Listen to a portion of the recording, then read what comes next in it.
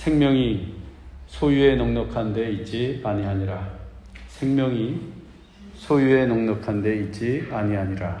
이 제목으로 하나님 말씀 전하겠습니다. 신문이나 뉴스에서 종종 중산층이라는 단어를 접합니다. 중산층. 국어사전에 따르면 이 중산층은 중산계급의 다른 말로 재산의 소유 정도가 유산계급과 무산계급, 즉 부자와 가난한 자의 중간에 놓인 계급을 가리킨다라고 되어 있습니다. 중산층은 재산의 소유 정도가 부자와 가난한 자의 중간에 놓인 계급을 가리킨다. 경제협력개발기구인 OECD는 중위소득의 50%에서 150%의 집단을 중산층으로 봅니다.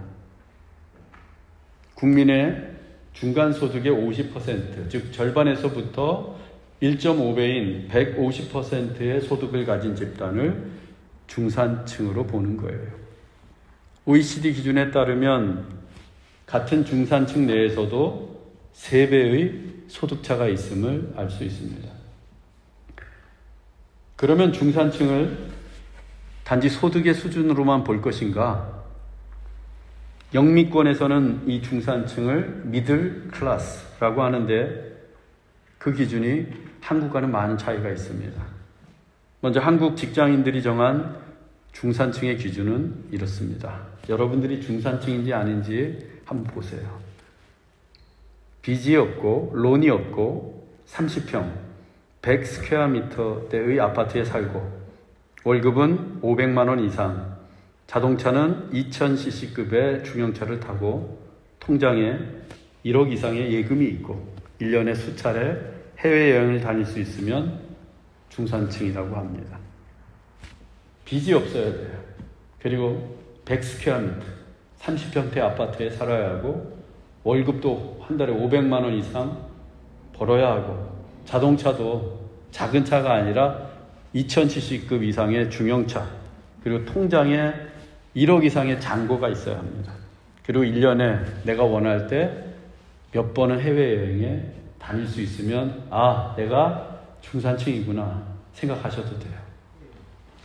이 중산층의 경제적 기준이 꽤나 높아요. 제 눈에는 상류층처럼 보입니다. 그래서 이제 한국의 많은 직장인들은 스스로를 중산층 이하라고 여기고 있다고 합니다. 반면에 미국 공립학교가 제시한 미국의 중산층은 이렇습니다. 자신의 주장을 떳떳이 하고 사회적인 약자를 도우며 부정과 불법에 저항하고 책상에 정기적으로 보는 비평지가 놓여있는 사람. 자신의 주장을 떳떳이 하고 사회적인 약자를 돕고 부정과 불법에는 저항을 하고 그리고 자기 책상에 정기적으로 보는 비평지가 있는 사람. 한국의 중산층이 경제적인 수준만을 언급한 데 반해서 이 미국의 중산층은 정의롭고 사회적인 책임이 있으며 아울러 지적인 명도 강조되고 있습니다. 또 옥스퍼드 대학이 제시한 영국의 중산층은 다음과 같습니다. 페어 플레이를 하고 자신의 주장을 확실히 하며 신념을 가지되 독선을 지니지 말고 약자를 두둔하고 강자에 대응하고 불의, 불평, 불법에 의연하게 대처하는 사람. 페어 플레이 해야 됩니다. 그리고 내 주장 확실히 할 수 있어야 되고 신념이 있지만 그렇다고 독선에는 빠지지 않고 약자를 두둔하되 강자에게는 대응을 하고 불의와 불평과 불법에 의연하게 대처하는 사람. 영국의 중산층도 미국의 중산층에 대한 인식과 크게 다르지 않음을 알 수 있습니다. 한편 프랑스의 대통령이 직접 제시한 바 있는 프랑스의 중산층 기준은 이렇습니다. 하나 이상의 외국어를 구사하고 하나 이상의 스포츠나 악기를 다루고 별미의 요리를 만들어 손님 접대를 할 줄 알고 사회봉사단체에 참여하여 활동하며 남의 아이를 내 아이처럼 꾸짖을 수 있는 사람. 하나 이상의 외국어를 하고, 우린 좀 되는 것 같아요. 그래도 호주에 살고 있으니까. 또 하나 이상의 스포츠나 악기를 다루고, 별미를 만들어서 손님을 접대할 수 있고, 또 사회봉사단체에 참여해서 활동도 하고, 남의 아이지만 잘못했을 때 내 아이처럼 꾸짖을 수 있는 사람. 프랑스는 예술과 문화의 나라다운 중산층 기준을 보이고 있습니다. 이상에서와 같이 한국인들만 유독 소유에 집중된 중산층 인식을 가지고 있습니다. 지나친 경쟁의식과 물질주의 때문이 아닌가 생각이 됩니다. 반면에 미국, 영국, 프랑스 등 서방 선진국에서는 자기의 주장과 신념, 정의, 배려, 봉사활동 등 개인의 소유와는 상관없는 인식과 삶의 태도에 의해서 중산층이 결정이 돼요. 이 기준에 따르면 누구든 소유와 상관없이 중산층이 될 수 있는 겁니다. 저는 이 기준들이 맞다고 봅니다. 내 주장을 떳떳하게 하되 독선에는 빠지지 않고, 불의와 불법에 대항해 정의로운 삶을 추구하고, 약자를 돕고 사회봉사활동에 참여하는 사람이 중산층이라고 한다면 내 마음가짐과 노력에 의해서 누구라도 중산층이 될 수 있습니다. 희망을 가지세요, 여러분. 우리도 중산층이 될 수 있다. 다시 말하면 중산층은 소유에 넉넉한 데 있지 않다는 것입니다. 중산층은 소유에 넉넉한 데 있지 않다. 중산층도 소유에 넉넉한 데 있지 않다면 우리의 생명은 어떠하겠습니까? 중산층조차도 그 기준이 소유에 넉넉한 데 있지 않은데 우리의 생명이 어떻게 소유에 넉넉한 데 있을 수 있겠어요? 그런데도 오늘날 많은 사람들은 그 소유의 넉넉함이 전부인 양 살아가고 있습니다. 더 많이 벌고, 더 많이 모으고, 더 많이 쌓는 데에만 몰두해서 그것이 잘 사는 줄 아는 것처럼 살아가요. 하지만 예수님은 오늘 우리에게 생명이 소유에 넉넉한 데 있지 않다고 말씀해 주십니다. 본문 13절로 14절입니다.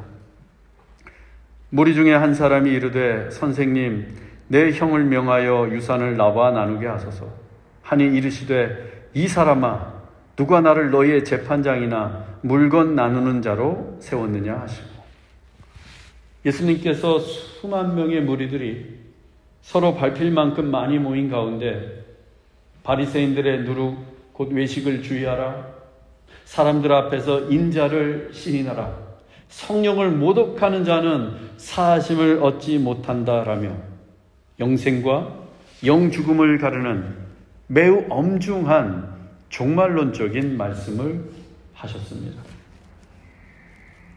그렇다면 그 예수님의 말씀에 비추어서 자기 인생을 돌아보고 종말을 대비하는 삶을 진진하게 고민해 봐야 하는데, 무리 중 한 사람이 불쑥 예수님에게 유산 분배 문제를 요청했습니다. 선생님, 내 형을 명하여 유산을 나와 나누게 하소서.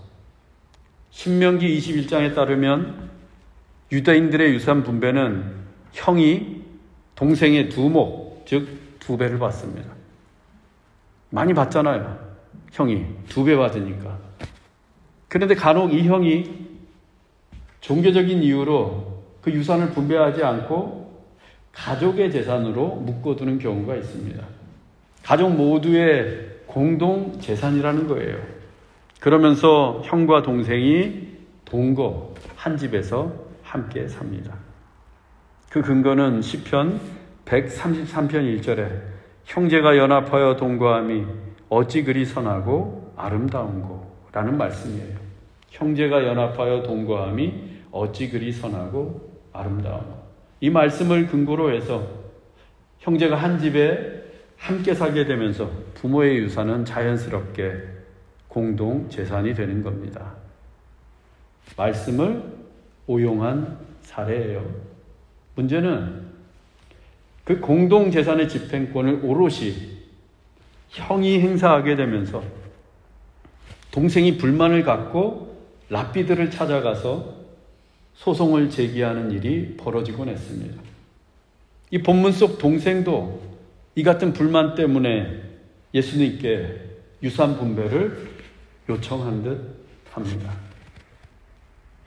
하지만 예수님은 그의 요청을 단박에 거절하셨습니다. 예수님은 유산 분배를 다툴 재판장이나 물건을 나누시는 분이 아니기 때문이에요. 누가 나를 너희의 재판장이나 물건 나누는 자로 세웠느냐? 예수님은 누군가의 유산을 평가하시고 또 그 유산을 공정하게 나누어 주기 위해 오신 분이 아닙니다. 예수님은 영생과 영죽음의 문제, 곧 죄사함과 구원의 문제를 위해 이 땅에 오신 분이에요. 예수님은 유산을 나누어 주는 재판관이 아니라 구원과 심판을 나누시는 재판관으로 오셨고, 이 땅의 유산이 아니라 하늘의 유산, 하나님 나라의 유업을 주시기 위해 오신 분이에요. 그런 예수님에게 이 사람이 엉뚱한 요청을 한 것입니다. 번지수가 틀려도 한참 틀렸어요. 더욱이 이 사람의 요청은 불공정한 분배 때문이 아니라 그의 탐심 때문이었습니다. 본문 15절입니다. 그들에게 이르시되 삼가 모든 탐심을 물리치라. 사람의 생명이 그 소유에 넉넉한 데 있지 아니하니라. 예수님은 시선을 무리들에게 돌리시며 모두에게 말씀하셨습니다. 삼가 모든 탐심을 물리치라. 이 말씀을 통해서 우리는 유산 분배의 요청이 탐심으로부터 비롯된 것임을 알 수 있습니다. 하지만 탐심의 문제는 지금 유산 분배를 요청하고 있는 한 개인의 문제가 아니었습니다. 그곳에 모인 모든 사람들의 문제였습니다. 인류의 선조인 아담과 하와가 에덴에서 쫓겨나 신라곤하게 된 것도 탐심에서 비롯되었듯이 이 탐심은 인간의 타락을 불러오는 근본적인 문제였기 때문입니다. 그래서 예수님께서 그곳에 모인 모든 사람들에게 삼가 모든 탐심을 물리치라 라고 말씀하신 거예요. 이 탐심은 단순히 욕심을 더 부리는 게 아닙니다. 이 탐심은 매우 위험한 욕심인데 우리말 탐심으로 번역된 헬라어가 플레오넥시아입니다.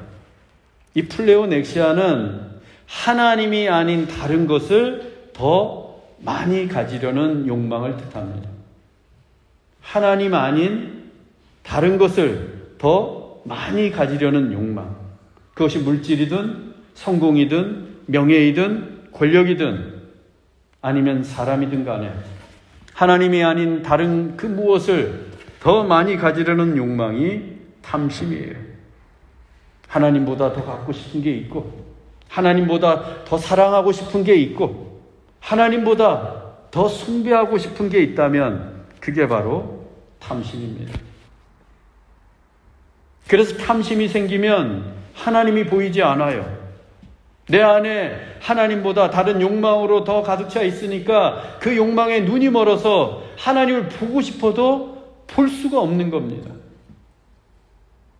아담과 하와가 에덴에서 선악과를 따먹은 것도 그들의 눈과 마음이 플레오넥시아, 탐심으로 가득해져서 하나님은 보이지 않고 선악과만 보였기 때문이에요. 얼마나 위험한 탐심입니까? 그래서 사도 바울이 이같이 경고한 바 있습니다. 골로새서 3장 5절입니다. 땅에 있는 지체를 죽이라. 곧 음란과 부정과 사욕과 악한 정욕과 탐심이니 탐심은 우상 숭배니라. 바울은 음란, 부정, 사욕, 악한 정욕, 탐심과 같은 땅에 있는 지체들을 다 죽이라고 전하고 있습니다. 그런데 그 땅에 있는 지체들 가운데 바울은 그 탐심을 콕 집어서 우상 숭배라고 합니다. 탐심이 생기면 하나님이 보이지 않고 그 탐심의 대상만 보이기 때문입니다. 당연히 가난하고 소외된 이웃들도 보이지 않습니다. 타인에 대해서 전혀 무관심해요. 탐심이 들어오면. 더 나아가 이 탐심이 생기면 가족도 보이지 않고 형제도 보이지 않습니다. 욕망에 눈이 멀기 때문에. 오늘날에도 간혹 부모의 유산 분배를 가지고 형제지간에 다툼이 일어나는 것을 보게 됩니다. 탐심의 대상을 나도 모르는 사이에 우상으로 숭배하고 있기 때문이에요. 그래서 바울은 고린도전서에서 탐심을 부리는 자는 하나님의 나라를 유업으로 받을 수 없다 라고 경고까지 했어요. 탐심을 부리는 자는 하나님의 나라를 유업으로 받을 수 없다. 탐심의 대상을 우상으로 숭배하는데 어떻게 하나님의 나라를 유업으로 받을 수 있겠어요? 여러분, 너무 욕심 부리지 마세요. 욕심은 일만하게 뿌리이고 그 욕심이 언제 탐심으로 변할지 알 수 없습니다. 매사에 절제하시고 여호와는 나의 목자시니 내게 부족함이 없으리로다 라고 고백하면서 모든 상황에 자족하기를 배우십시오. 그때 하나님 나라의 유업은 영원토록 우리의 것이 될 줄로 믿습니다. 본문 15절을 다시 보겠습니다. 그들에게 이르시되 삼가 모든 탐심을 물리치라. 사람의 생명이 그 소유에 넉넉한 데 있지 아니하니라. 하나님 나라는 생명을 얻어야 갈 수 있는 나라입니다. 비록 육신이 죽어도 영원한 생명을 얻게 되면 영원히 살 수 있는 나라가 하나님의 나라예요. 하지만 하나님이 주시는 이 생명을 얻지 못하면 하나님 나라에 갈 수도 없고 하나님 나라의 유업도 받을 수 없습니다. 우리는 이 생명, 영원한 생명을 얻어야 합니다. 그런데도 이 생명에 대한 애착 없이, 하늘의 유업에 대한 소망 없이 그저 이 땅에서만 더 많이 갖겠다고, 더 높아지려고 하고 더 넉넉해지려고 탐심을 부린다면 어찌 되겠습니까? 사람의 생명이 그 소유에 넉넉한 데 있지 아니하니라. 이 생명 얻을 수 없습니다. 이때 이 생명을 헬라어로 조에라고 하는데, 이 조에의 생명은 언젠가 소멸되어 사라지는 육체의 생명이 아니라 영원한 생명, 하늘의 생명을 뜻합니다. 영원한 생명, 하늘의 생명. 소유가 아무리 많고 넉넉해도 그 소유를 가지고 조에, 영원한 생명, 하늘의 생명 얻을 수 없습니다. 그 영원한 생명, 하늘의 생명을 어떻게 돈 주고 살 수 있겠어요? 중산층이 소유에 넉넉한 데 있지 않듯이 영원한 생명, 그 하늘의 생명은 더더욱 소유에 넉넉한 데 있지 않습니다. 아니, 소유가 아무리 넉넉해도 이 영원한 생명, 하늘의 생명을 단 1초도 얻을 수 없습니다. 왜? 이 조회의 생명은 예수를 믿는 자들에게 하나님께서 거저 주시는 하늘의 생명이기 때문입니다. 하나님의 은혜로 받게 되는, 이 땅의 소유에 넉넉한 데 있는 것이 아니라 오직 하나님의 은혜로만 받을 수 있는 것이 영원한 생명이기 때문입니다. 여러분, 우리가 바로 이 생명, 조회의 영원한 생명을 받은 자임을 믿으시기 바랍니다. 탐심을 엄히 경고하신 예수님께서 어리석은 부자의 비유를 들어 그 탐심이 얼마나 허망한 것이고 생명이 결코 소유의 넉넉한 것에 있지 않음을 다시 가르쳐 주십니다. 본문 16절로 19절입니다. 또 비유로 이르시되 한 부자가 그 밭에 소출이 풍성하매 심중에 생각하여 이르되 내가 곡식 쌓아둘 곳이 없으니 어찌할까 하고 또 이르되 내가 이렇게 하리라 내 곡간을 헐고 더 크게 짓고 내 모든 곡식과 물건을 거기 쌓아두리라. 또 내가 내 영혼에게 이르되 영혼아 여러 해 쓸 물건을 많이 쌓아두었으니 평안히 쉬고 먹고 마시고 즐거워하자 하리라. 한 부자가 있었는데 수확이 풍성했나 봅니다. 얼마나 풍성했는가 하면 쌓아둘 곳이 없을 정도로 대풍이었어요. 그래서 옛 곡간을 헐고 새 곡간을 크게 짓기로 했습니다. 우리말로는 그냥 곡간, 단수로 번역이 되었지만 헬라어 원문에는 아포데카스, 복수형으로 기록되어 있습니다. 그래서 영어 성경은 the bigger ones, 더 큰 곡간들, 복수로 번역을 했습니다. 즉 이 부자는 옛 곡간 하나를 헐고 더 큰 곡간 하나를 지으려고 한 게 아니라 더 큰 여러 개의 곡간들을 지으려고 했습니다.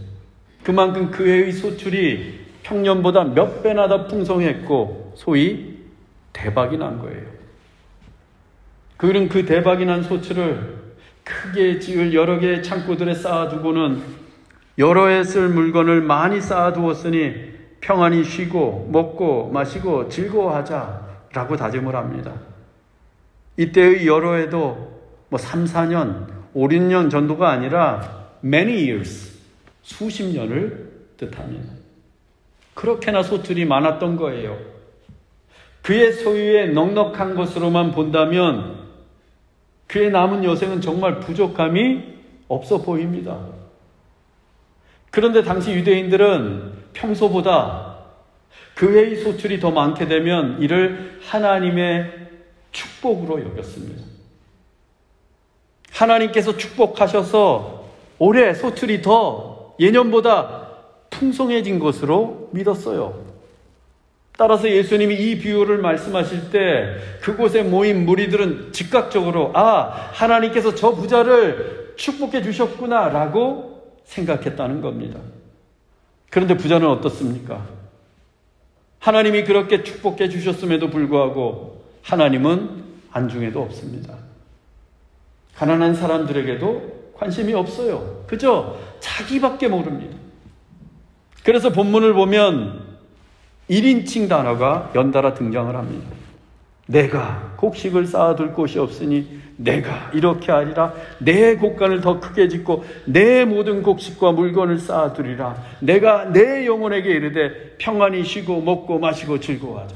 다른 사람은 보이지 않아요. 특히 우리말 성경은 1인칭 단어가 6번 등장하는데 헬라어 원문에는 무려 12번이나 등장합니다. 성경이 그의 이기적인 행태를 강조하고 있는 거예요. 이 부자는 수십 년을 평안히 쉬고 먹고 마시고 즐거워하자고 했지만 오로지 자기 자신만을 위한 탐욕, 너무나 이기적인 행복관, 더 나아가 천박한 소유의식을 갖고 있었던 것입니다. 그는 하나님의 축복으로 풍성한 소출을 얻었음에도 불구하고 하나님께 감사하거나 가난한 이웃을 돌보려는 마음이 손톱만큼도 없었습니다. 그의 마음과 눈이 탐심으로 가득 차 있었기 때문입니다. 얼마나 어리석은 부자입니까? 사람의 생명은 소유에 넉넉한 데 있지 않은 것을. 예수님은 그의 어리석음을 책망하시며 다음과 같이 훈계하셨습니다. 본문 20절로 21절입니다. 하나님은 이르시되 어리석은 자여 오늘 밤에 내 영혼을 도로 찾으리니 그러면 내 준비한 것이 누구의 것이 되겠느냐 하셨으니 자기를 위하여 재물을 쌓아두고 하나님께 대하여 부요하지 못한 자가 이와 같으니라. 하나님은 탐심으로 가득한 부자를 향해 어리석은 자여 라고 하시며 당장 오늘 밤에 그의 영혼을 찾아가겠다고 하십니다. 그의 영혼에 생기를 하고 불어넣으신 분이 하나님이신데 그날 밤 그 영혼을 도로 찾아가시겠다는 거예요. 그것은 곧 죽음을 의미했습니다. 부자는 자기 영혼에게 말하기를 내가 수십 년 동안 평안히 쉬고 먹고 마시며 즐거워하자고 했습니다. 그런데 하나님은 그의 영혼을 1년은커녕 그날 밤에 당장 거두어 가겠다고 하십니다. 그의 영혼은 채 하룻밤도 평안할 수 없었던 거예요. 그렇다면 여러 개의 크고 넓은 곳간들을 지어서 수십 년 동안 먹고 쓰고도 남을 만큼 많이 쌓아둔 재물이 누구의 것이 되겠습니까? 더 이상 그의 것이 아닙니다. 얼마나 허망한 꿈입니까? 그러면 이 부자가 무엇 때문에 일이 되었을까? 자기를 위하여 재물을 쌓아두고 하나님께 대하여 부여하지 못한 자가 이와 같으니라. 하나님께 대하여 부여하지 못하고 오로지 자기만을 위해서 재물을 쌓아두었기 때문입니다. 하나님이 축복하셔서 큰 부자가 되었는데 자기만을 위한 탐심으로 가득해서 하나님께는 부여하지 못하고 탐욕의 재물을 쌓아두었기 때문이에요. 혹시 우리도 이 어리석은 부자처럼 하나님께는 부여하지 못하고 오직 나만을 위하여 재물을 쌓아두고 있는 것은 아닌지 오늘 이 시간 돌아보시기 원합니다. 노블레스 오블리주라는 말이 있습니다. 노블레스 오블리주. 프랑스어로 고귀한 신분을 뜻하는 노블레스와 의무를 뜻하는 오블리주가 합해진 말인데요. 사회적으로 고위층에 있는 사람들에게는 필연적으로 높은 수준의 도덕적 의무와 사회적 책임이 있다라는 의미입니다. 사회적으로 고위층에 있는 사람들에게는 필연적으로 높은 수준의 도덕적 의무와 사회적 책임이 있다. 즉 노블레스 오블리주는 부와 권력과 명성을 지닌 사람들이 사회에 대한 막중한 의무와 책임감을 가지고 가난하고 소외된 사람들을 돌보고 그 사회에 공헌해야 함을 의미합니다. 하나님을 믿는 것과 상관없이 단지 소유를 많이 가진 자들에게도 노블레스 오블리주가 있다면 우리 하나님을 믿는 자들은 어떠하겠습니까? 더욱이 그 소유의 넉넉함이 하나님의 축복에서 비롯되었다면 어떠하겠어요? 더 큰, 더 막중한 노블레스 오블리주가 주어지지 않겠습니까? 실제로 하나님은 누군가에게 은혜를 베풀어 평소보다 몇 배나 많은 소출을 거두게 하십니다. 이 부자처럼. 또 어떤 이에게는 솔로몬처럼 몇 배나 많은 지혜를 주시고 또 누군가에게는 몇 배나 많은 건강을 주시고 혹은 야곱이나 요셉처럼 몇 배나 많은 축복과 권세를 주십니다. 하나님이 주신 그 은혜와 축복들은 자기만을 위한 탐심으로 자기 뱃속만 채우라고 주신 것이 결코 아닙니다. 그 은혜와 축복의 재물을 가지고 하나님께 부유하라고 주신 거예요. 소출이 큰 만큼, 지혜와 건강이 좋은 만큼, 축복의 분량이 많은 만큼 더욱더 하나님을 부욕해 하라고 주신 것입니다. 여러분은 하나님께 받은 은혜와 축복이 있는데 얼마나 하나님께 부요함을 드리며 살고 계신지요? 곰곰이 정말 진지하게 생각해 보십시오. 분명한 것은 하나님을 부욕해 할 때 더 큰 은혜와 축복이 하늘로부터 부어진다는 것입니다. 사랑하는 형제자매 여러분, 삶과 모든 탐심을 물리치십시오. 탐심으로 나만을 위해 쌓아놓은 재물은 영원할 수 없습니다. 아니, 채 하룻밤을 넘기지 못할 수도 있습니다. 우리의 생명은 소유에 넉넉한 데 있지 않기 때문입니다. 마음과 뜻과 정성을 다해 하나님을 부욕해 하십시다. 하나님이 주신 은혜와 축복으로 하나님을 더욱더 부욕해 하며 살아가십시다. 그것이 교회의 생명, 영원한 하늘의 생명을 품고 사는 자들의 노블레스 오블리주의입니다. 진정으로 하나님을 부욕해 하는 우리 모두가 되기를 주 예수 그리스도의 이름으로 축원합니다. 기도하겠습니다. 사랑의 하나님, 허물과 죄 많은 우리를 구원해 주시고 교회의 생명, 영원한 하늘의 생명을 부어주시니 참으로 감사합니다. 뿐만 아니라 우리가 이 땅에서 살아갈 수 있도록 지혜와 건강과 물질로 축복해 주시니 또한 감사합니다. 영원한 생명, 하늘의 생명을 품은 우리에게는 노블레스 오블리주, 하나님을 부욕해 하는 의무와 책임이 있음을 잊지 않게 하옵소서.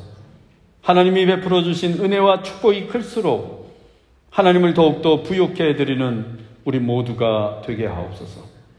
길이요 진리요 생명이신 예수 그리스도의 이름으로 기도하옵나이다. 아멘.